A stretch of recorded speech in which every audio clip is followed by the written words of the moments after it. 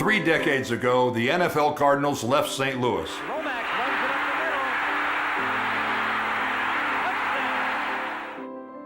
Unable to find a stadium solution, owner Bill Bidwill moved the Big Red to Arizona.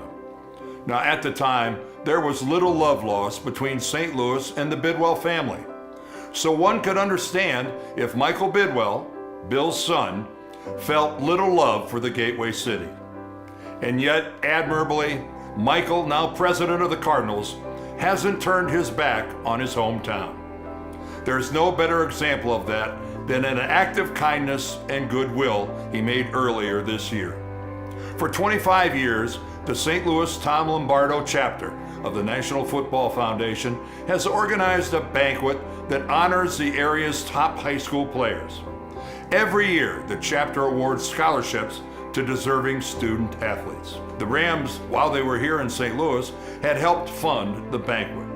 But the team's support ended with its move to Los Angeles, leaving the local chapter in a real bind. Well, in stepped Michael Bidwill. Leading up to the dinner, someone suggested that the group reach out to, of all places, the Arizona Cardinals. The team's reply, send us a bill. Bidwill came forward with a $10,000 donation. It was huge for the cause, but even more significant in its context.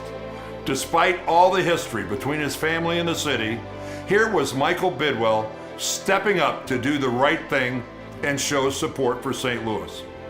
It was also in keeping with the way he embraced the past, renewing relationships with former St. Louis Cardinals players.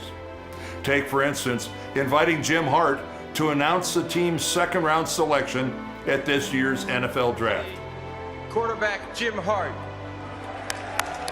And inducting the former quarterback into the team's Ring of Honor next month in Glendale. But back to the donation. It turns out Bidwill never intended for it to get any publicity. When made aware of the contribution, it came as a complete and utter surprise to the Arizona PR staff because they knew nothing about it. They say time heals all wounds. Well, so too can goodness and decency. In light of everything, Michael Bidwill sets a perfect example of what it means to be a good sport.